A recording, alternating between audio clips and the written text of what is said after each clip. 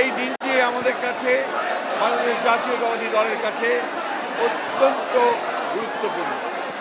আমরা আজকে আমাদের দলের জাতীয় স্থায়ী কমিটির সদস্যবৃন্দ সহ আমরা আমাদের দলের প্রতিষ্ঠাতা স্বাধীনতা ঘোষক শহীদ প্রেসিডেন্ট জিয়াউর রহমানের বাজারে আমরা এসেছিলাম তার প্রতি শ্রদ্ধা জানাতে, জিয়ারত করতে, এবং আজকে এই বাজারে আমরা শপথ নিয়েছি যে আমরা বাংলাদেশের স্বাধীনতাকে রাখার জন্য সবসময় অব্যাহত থাকবো। আমরা শপথ নিয়েছি যে আমরা বাংলাদেশের গণতন্ত্রের জন্য আমরা যে সংগ্রাম করেছি, লড়াই করছি সেটাকে আমরা অবশ্যই অব্যাহত রাখবো। গণতান্ত্রিক রাষ্ট্র অবশ্যই প্রতিষ্ঠা করব। আজকের এই দিনে দলের চেয়ারপারসন খালেদা জিয়া আমাদের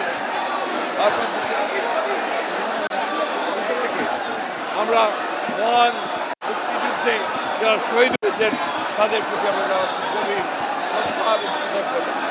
শ্রদ্ধা জানাচ্ছি আমাদের দলের প্রতিষ্ঠাতা শহীদ রহমান।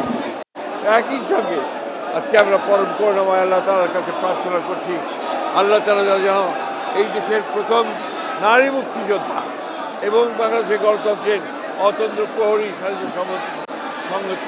স্বাধীনতা এবং সার্বভৌমত্বের জন্য নিরন্তর সংগ্রাম করেছেন, লড়াই করেছেন, সেই মহান নেত্রী দেশনেত্রী বেগম খালেদা জিয়া গুরুতর অবস্থায় আছেন।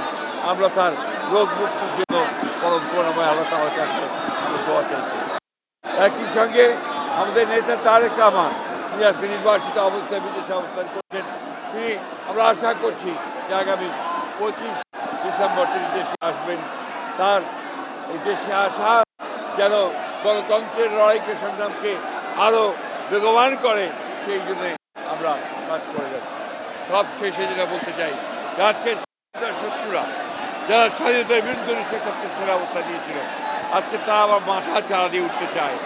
বাংলাদেশের মুক্তিকামী মানুষ, বাংলাদেশের স্বাধীনতাকামী মানুষ, বাংলাদেশের গণতন্ত্রকামী মানুষ তাদের সমস্ত ষড়যন্ত্রকে নস্যাৎ করে দিয়ে অবশ্যই বাংলাদেশের স্বাধীনতা সার্বভৌমত্বকে অটুট রাখবে, গণতন্ত্রের প্রতিষ্ঠা করবে ইনশাআল্লাহ।